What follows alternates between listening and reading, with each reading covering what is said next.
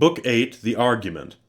Adam inquires concerning celestial motions, is doubtfully answered, and exhorted to search rather things more worthy of knowledge. Adam assents, and still desirous to detain Raphael, relates to him what he remembered since his own creation: his placing in paradise, his talk with God concerning solitude and fit society, his first meeting and nuptials with Eve, his discourse with the angel thereupon, who, after admonitions repeated, departs.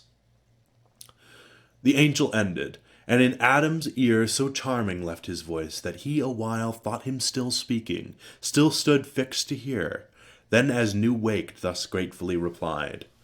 What thanks sufficient, or what recompense equal have I to render thee, divine historian, who thus largely hast allayed the thirst I had of knowledge, and vouchsafed this friendly condescension to relate things else by me unsearchable, now heard with wonder but delight, and, as is due with glory attributed to the high Creator, something yet of doubt remains, which only thy solution can resolve. When I behold this goodly frame, this world of heaven and earth consisting, and compute their magnitudes, this earth a spot, a grain, an atom with the firmament compared, and all her numbered stars that seem to roll their spaces incomprehensible, for such their distance argues, and their swift return diurnal, merely to officiate light. Round this opacious earth, this punctual spot, one day and night, in all their vast survey, useless besides.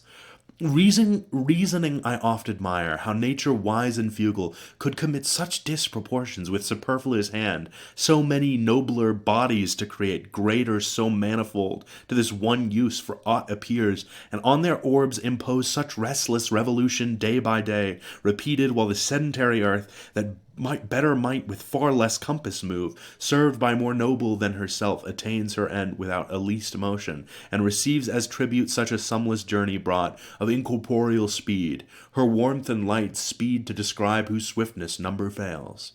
So spake our sire, and by his countenance seemed entering on studious thoughts abstruse, which Eve, perceiving, where she sat retired in sight, with lowliness majestic from her seat, and grace that one who saw, to wish her stay, rose, and went forth among her fruits and flowers, to visit how they prospered, bud and bloom, her nursery. They at her coming sprung, and touched by her fair tendance, gladlier grew.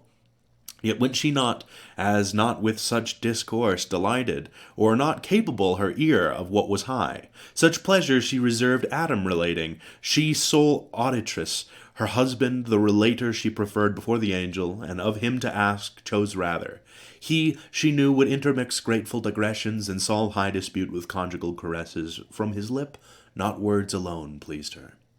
O when meet now such pairs, in love and mutual honor joined?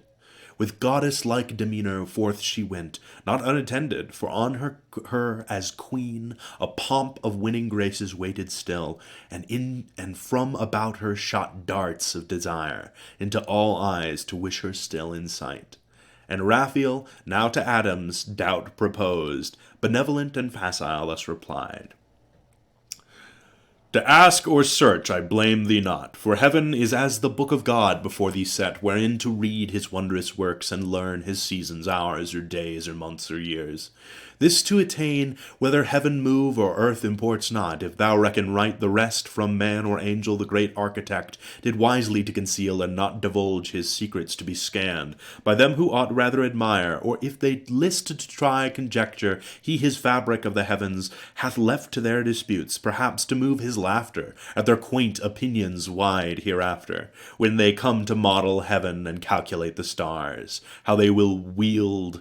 the mighty frame, how build, unbuild, contrive to save appearances, how gird the sphere with centric and eccentric scribbled o'er, cycle and epicycle, orb and orb. Already by thy reasoning this I guess, who art to lead thy offspring, and supposest that bodies bright and greater should not serve the less not bright, nor heaven such journeys run, earth sitting still when she alone receives the benefit. Consider first that great or bright infers not excellence. The earth, though in comparison of heaven, so small nor glistering, may of solid good contain more plenty than the sun that barren shines, whose virtue on itself works no effect, but in the fruitful earth there first received his beams, unactive else, their vigor finds.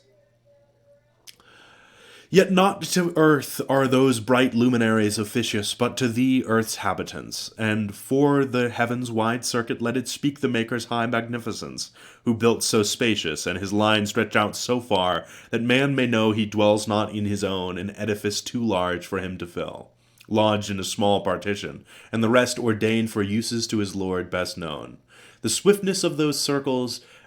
attribute, though numberless, to his omnipotence, that to corporeal substances could add speed almost spiritual. Me thou think'st not slow, who since the morning hour set out from heaven where God resides, and ere midday arrived in Eden, distance inexpressible by numbers that have name. But this I urge, admitting motion in the heavens to show invalid that which thee to doubt it moved. Not that I so affirm, though so it seem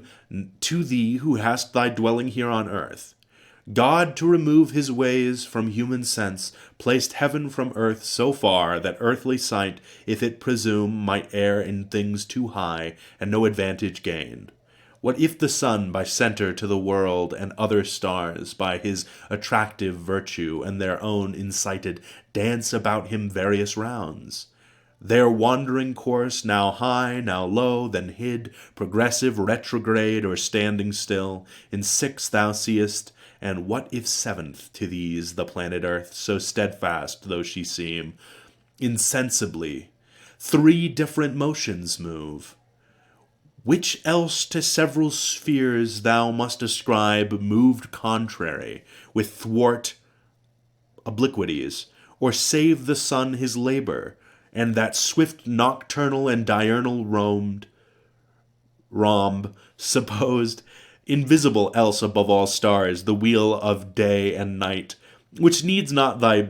belief. If earth industrious or her self-fetched day, travelling east, and with her part averse, from the sunbeam meet night her other part, still luminous by his ray, what if that light sent from her through the wide transpicuous air to the terrestrial moon be as a star, enlightening her by day, and she by night, this earth, reciprocal, if land be there, fields and inhabitants, her spots thou seest as clouds, and clouds may rain, and rain produce fruits in her softened soil, for some to eat allotted there, and other suns perhaps, with their attendant moons, thou wilt descry communicating male and female light, which two great sexes animate the world, stored in each orb perhaps, with some that live, for such vast room in nature unpossessed by living soul, desert and desolate, only to shine, yet scarce to contribute, each orb a glimpse of light conveyed so far down to this habitable, which returns light back to them, is obvious to dispute. But whether thus these things, or whether not, whether the sun predominant in heaven rise on the earth, or earth rise on the sun, he from the west his flaming road began, or she from west her silent course advance, with inoffensive pace, that spinning sleeps on her soft axle while she paces even, and bears thee soft with the smooth air along. Solicit not thy thoughts with matters hid, leave them to God above, him serve and fear, of other creatures, as him pleases best, wherever placed, let him dispose. Joy thou in what he gives to thee, this paradise and thy fair Eve. Heaven is for thee too high to know what passes there. Be lowly wise. Think only what concerns thee and thy being. Dream not of other worlds, what creatures there live, in what state, condition, or degree, contented that thus far hath been revealed not of earth only, but of highest heaven.